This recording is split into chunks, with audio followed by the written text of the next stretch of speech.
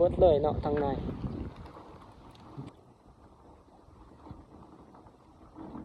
สบายดีกันเบิดสุขุสุคน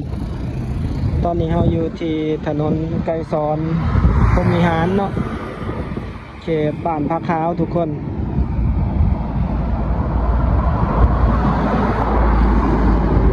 วันนี้สิพาทุกคนไปรอส้มเขตบ้านพระขาวเนาะวันนี้ก็มาทางเส้นทางนี้ทุกคนก็ได้เห็นการก่อสร้างขยายเส้นทางเนาะทางขวามือของเราที่เราเห็นน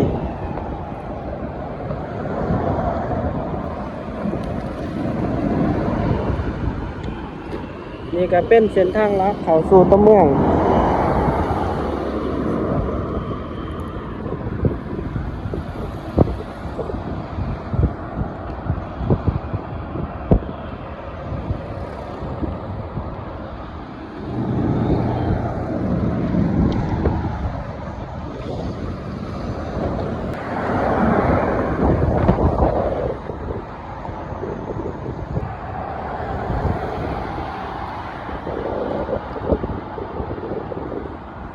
ทุกคนเขาไปทางหอพิพิธภัณฑ์นี่เนาะทางหนาเฮานี่15ทุกคนเหลียวตัว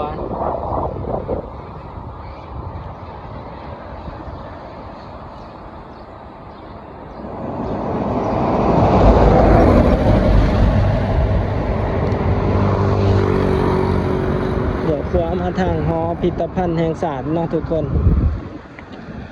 เส้นทางนี้บ่ค่อยได้พาทุกคนมาเนาะเดี๋ยวมาเบิ่งหอมนี่มีแต่บริษัทได้ทุกคนสายมือก็เป็นหอพิพิธภัณฑ์ฐานไกรสอนเนาะ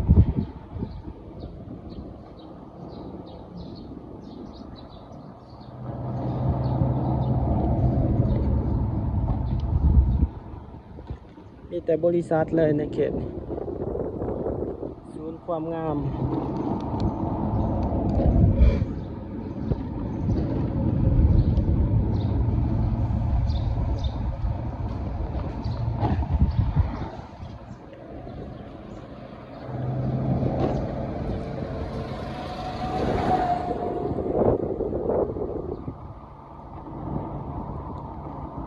สิพาทุกคนเลาะส้มเขตบ้านพระขาวไปทางเส้นทางที่ว่าเพื่อนไฟใหม่วังอาทิตย์ก่อนเนาะทุกคนวังวันที่เท่าใดก็บ่จือไปนี่เนาะซอยนี่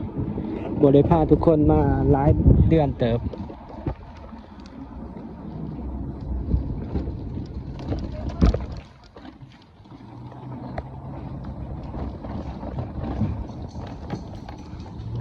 โอ้เขาจะเฮ็ดเส้นทางใหม่เนาะเส้นทางนี่บ่ได้มาหา6 เดือน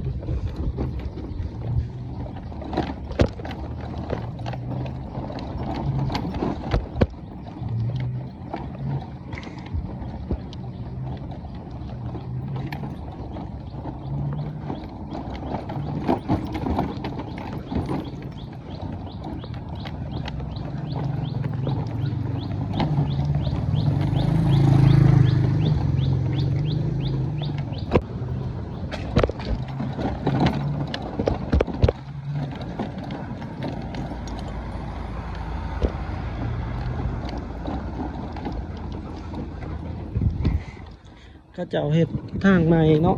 เส้นนี่ไว้มาด้นเติบกำลังเฮ็ดไหลทางเนาะเฮ็ดคลองระบายน้ำ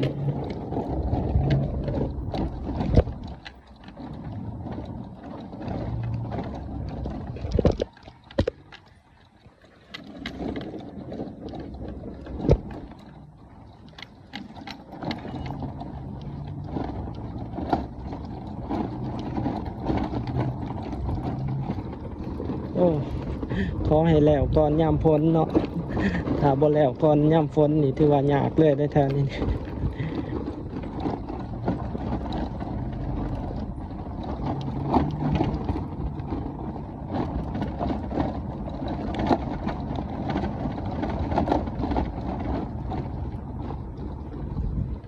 โอ้ดินทางขวามือเฮานี่ยังวางอยู่เนาะแต่ก่อนมักมางมหอยแถวนี้ทุกคน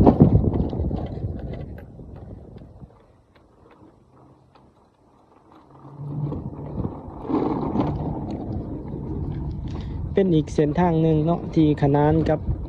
ถนนไกรสอนพรหมวิหารนี่หาเส้นทางนี้แล้วก็สามารถเที่ยวทางนี้ก็สิลดความแออัดของการนำใส่เส้นทางถนนไกรสอนไปอีกเนาะก็เป็นทางเลือกหนึ่งของผู้ที่เดินทาง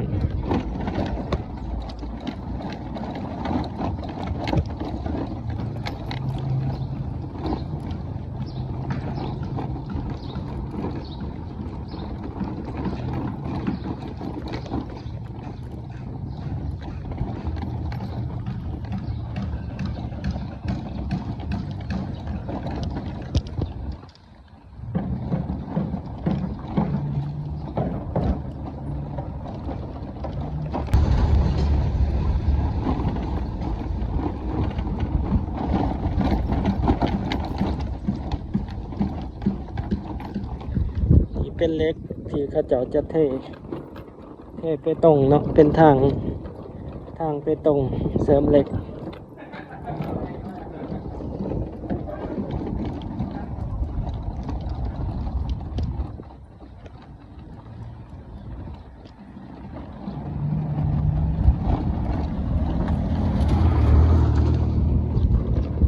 ต้นนี้ก็เป็นดินวางแถวนี้แต่ก่อนมันเป็นบึ้งเป็นเล่นเนาะทุกคนในเขตนี้ก็มีแต่เฮือนหลังใหญ่ๆเลยคันไปทางนี้ก็สิออกสอดเส้นทางอีกเส้นทางหนึ่งเป็นเส้นทางไปตรงสำหรับถ้าผู้ใดอยากไปซอยผักขาวสางขู่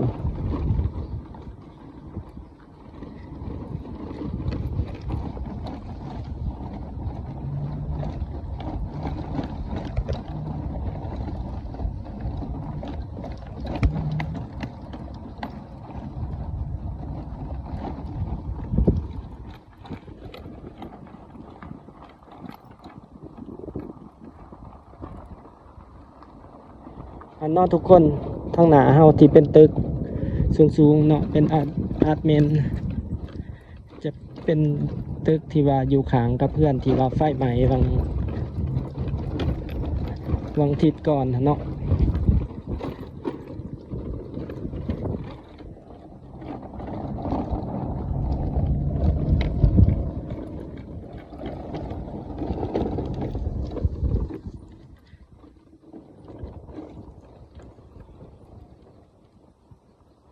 บอนนั้นก็เป็นบึ้งเป็นเล่น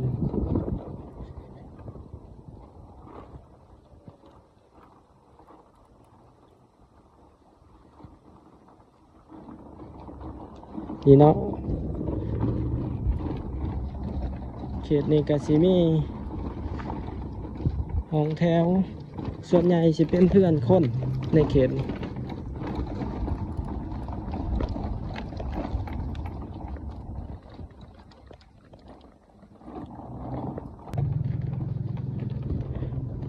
นอนทุกคน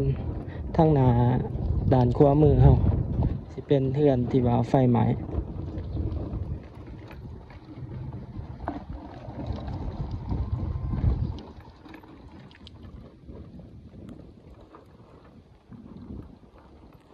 ตั้งแต่เห็นข่าวกับเบาแม่นไส้กับบริเขามาทางนี้จากเถื่อเนาะวันนี้ก็ถือว่ามีโอกาสมาทางนี้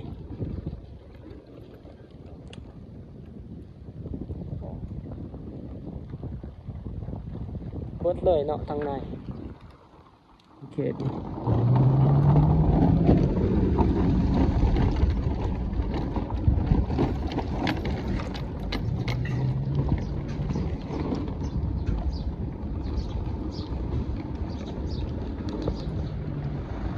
บอนนี้เขาเจาะกระเฮ็ดทางใหม่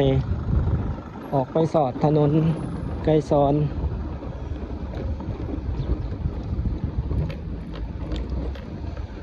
โอ้ไปตรงบอนนี้แล้วแหละทุกคนห้องแถวเนาะสายมือเฮาเขตบ้านผักขาวนี่ก็เป็นห้องแถวสองสัตว์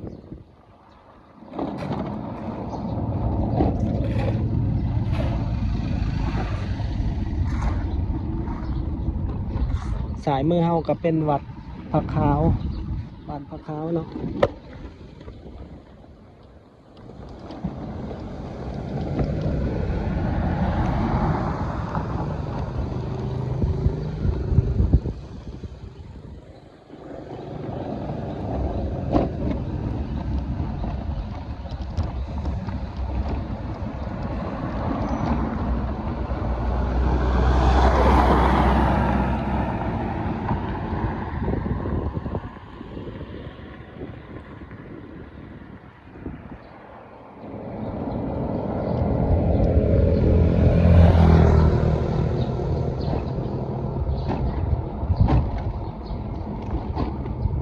เขตนี้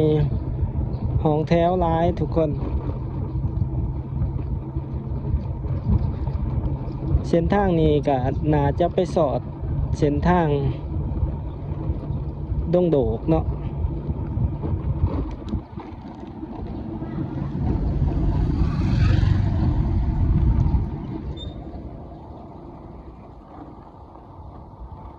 บริมาเส้นทางนี้หลายปีแล้วทุกคนจนบ่จือเนาะทางออกทางเขาเนี่ยเจอว่าหอมนี่มันไปสอดหอมปลาในค่ำบ่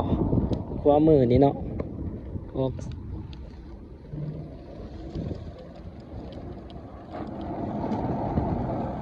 โอ้แม่นแหละทุกคน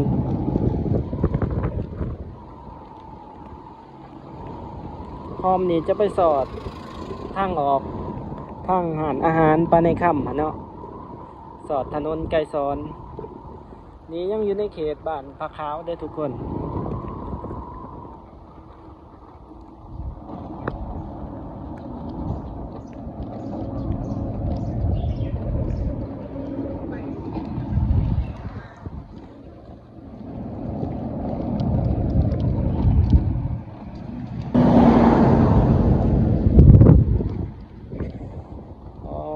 เราจะสอดถนนไกลสอนเนาะหอมหารอาหารปลาในค่ำ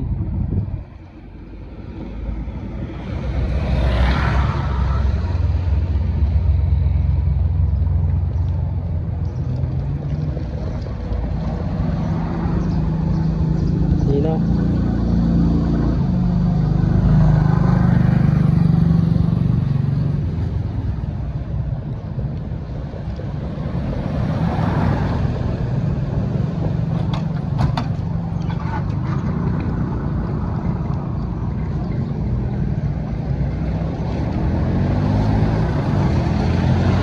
นี่ทุกคนมาสอดหนาธนาคารส่งเสริมกสิกรรมเนาะกสิมีอยู่ประมาณนี้เด้อทุกคนสำหรับในคลิปนี้